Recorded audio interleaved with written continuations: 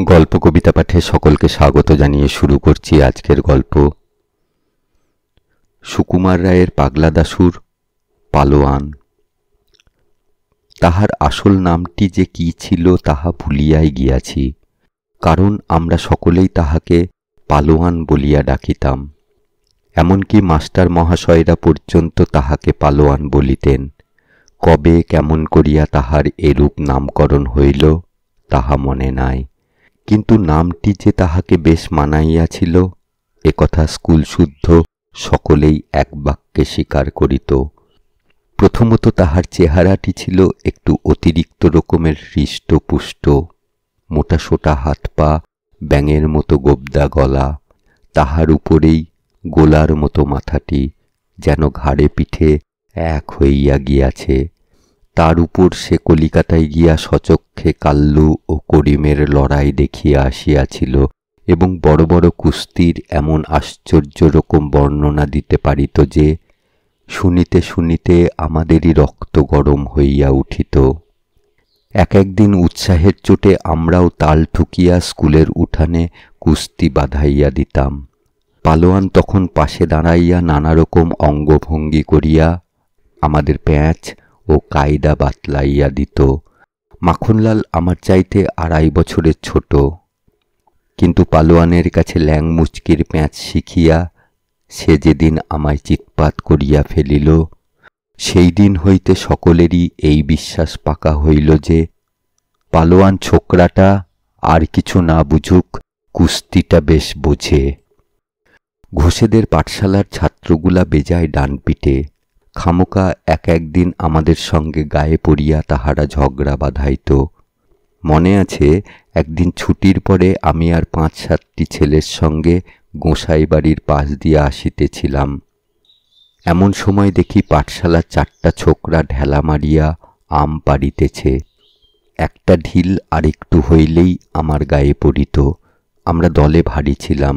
সেই সাহসে আমাদের একজন ধমক দিয়া উঠিল, এই ও বেয়াদব, মানুষ চোখে দেখিস নে? ছোকরাদের এমনই আস্পর্ধা একজন অমনি বলিয়া উঠিল, হ্যাঁ, মানুষ দেখি, বাঁদরও দেখি। শুনিয়া সবকটাই অসভ্যের মতো হো হো করিয়া হাসিতে লাগিল। আমার তখন ভয়ানক রাগ হইল। আমি আস্তিন গুটাইয়া বলিলাম, পরেশ, দে তো আচ্ছা করে ঘাদ উচ্চার কষিয়ে। পরেশও দমিবার পাত্র নয়। সে হুঙ্কার দিয়া বলিল, গুপে, আনতো ওই ছোকরাটার কান ধরে। গোপীকেষ্ট বলিল, আমার হাতে বই আছে, ওরে ভূত, তুই ধর দেখি একবার চেপে। ভূতর বাড়ি বাঙাল দেশে। তার মেজাজটি যখন মাত্রায় চড়ে তখন তার কাণ্ডাকাণ্ড জ্ঞান থাকে না। সে একটা ছোকরার কানে প্রকাণ্ড এক কিল বসাইয়া দিল।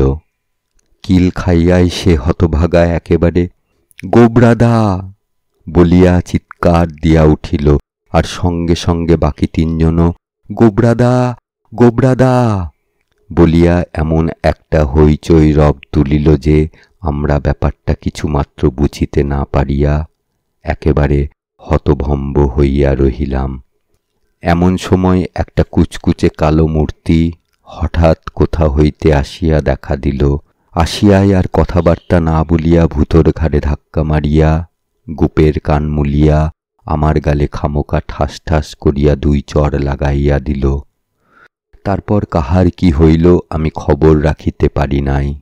মোট কথা, সেদিন আমাদের যতটা অপমান বোধ হইয়াছিল, ভয় হইয়াছিল তাহার চাইতেও বেশি। সেই হইতে গোবরার নাম শুনিলেই ভয়ে আমাদের মুখ শুকাইয়া আসিত। পালোয়ানের কেরামতির পরিচয় পাইয়া আমাদের মনে ভরসা আসিল। আমরা ভাবিলাম, এবার যেদিন পাঠশালার ছেলেগুলা আমাদের ভ্যাং চাইতে আসিবে তখন আমরাও আরো বেশি করিয়া ভ্যাং চাইতে ছাড়িব না। পালোয়ানও একথায় খুব উৎসাহ প্রকাশ করিল। কিন্তু অনেক দিন অপেক্ষা করিয়াও যখন তাহাদের ঝগড়া বাঁধাইবার আর কোনো মতলব দেখা গেল না, তখন আমাদের মনটা খুঁত খুঁত করিতে লাগিল।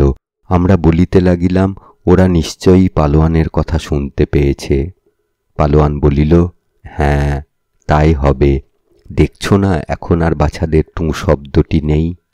তখন সবাই মিলিয়া স্থির করিলাম যে পালোয়ানকে সঙ্গে লইয়া গোবরার দলের সঙ্গে ভালো রকম বোঝাপড়া করিতে হইবে। শনিবার 2টার সময় স্কুল ছুটি হইয়াছে। এমন সময়ে কে যেন আসিয়া খবর দিল যে গোবরা 4-5টি ছেলেকে সঙ্গে লইয়া পুকুর পাড়ে বসিয়া গল্প করিতেছে। যেমন শোনা অমনি দলে বলে হৈ হৈ করিতে করিতে সেখানে হাজির। আমাদের ভাবখানা দেখিয়াই বোধহয় তাহারা বুঝিয়াছিল যে আমরা কেবল বন্ধুভাবে আলাপ করিতে আসি নাই। তাহারা শশব ব্যস্ত হইয়া উঠিতে না উঠিতেই আমরা 3-4 জনে মিলিয়া গোবরাকে একেবারে চাপিয়া ধরিলাম। সকলেই ভাবিলাম এ যাত্রায় গোবরার আর রক্ষা নেই। কিন্তু আহাম্মক রামপদটা একেবারে সব মাটি করিয়া দিল। সে বোকারাম ছাতা হাতে হাঁ করিয়া তামাশা দেখিতেছিল। এমন সময় পাঠশালার একটা ছোকরা এক থাবড়া মারিয়া তাহার ছাতাটা কাড়িয়া লইল। আমরা ততক্ষণে গোবরা চাঁদকে প্রায় চিৎপাত করিয়া আনিয়াছি। এমন সময় হঠাৎ আমাদের ঘাড়ে পিঠে ডাইনে বাঁয়ে ধপাধপ ছাতার বৃষ্টি শুরু হইল। আমরা মুহূর্তের মধ্যে একেবারে ছত্রভঙ্গ হইয়া পড়িলাম। আর সেই ফাঁকে গোবরাও এক লাফে গা ঝাড়া দিয়া উঠিল। তাহার পর চক্ষের নিমেষে তাহারা আমাদের 4-5 জনকে ধরিয়া পুকুরের জলে ভালো রকম চুবাইয়া রীতিমতো নাকাল করিয়া ছাড়িয়া দিল। এই বিপদের সময় আমাদের দলের আর সকলে কে যে কোথায় পলাইল তাহার আর কিনারাই করা গেল না। সবচাইতে আশ্চর্য এই যে ইহার মধ্যে পালোয়ান যে কখন নিরুদ্দেশ হইল তাহাকে ডাকিয়া ডাকিয়া আমাদের গলা ফাটিয়া গেল, তবু তাহার সাড়া পাইলাম না। সোমবার স্কুলে আসিয়াই আমরা হাঁ হাঁ করিয়া পালোয়ানকে ঘিরিয়া ফেলিলাম। কিন্তু সে যে কিছুমাত্র লজ্জিত হইয়াছে তাহাকে দেখিয়া এমন বোধ হইল না। সে খুব বোলচাল দিয়া লম্বা বক্তৃতা করিয়া বলিল, তোরা যে এমন আনাড়ি তা জানলে কি আমি তোদের সঙ্গে যাই? আচ্ছা, গোবরা যখন তোর টুঁটি চেপে ধরল তখন আমি যে ডান পটকান দে বলে এত চেঁচালাম, কই তুই তো তার কিছুই করলি না। আর ওই গুপেটা, ওকে আমি কতবার বলেছি যে ল্যাংমুচকি মারতে হলে পাল্টা রোগ সামলে চলিস, তা তো ও শুনবে না। এরকম করলে আমি কি করব বল? ওসব দেখে আমার একেবারে ঘেন্না ধরে গেল, তাই বিরক্ত হয়ে চলে এলুম। তারপর ভূতটা, ওটা কি করলো বল দেখি? আরে দেখছিস যখন দোরোখা প্যাঁচ মারছে তখন বাপু আহ্লাদ করে কাত হয়ে পড়তে গেলি কেন? ভূত এতক্ষণ কিছু বলে নাই, কিন্তু পালোয়ানের এই টিপ্পনি কাটা ঘায়ে নুনের ছিটার মতো তাহার মেজাজের উপর ছ্যাঁক করিয়া লাগিল। সে গলায় ঝাঁকড়া দিয়া মুখভঙ্গি করিয়া বলিল, তুমি বাপু কানকাটা কুকুরের মতো পলাইছিলা কেন?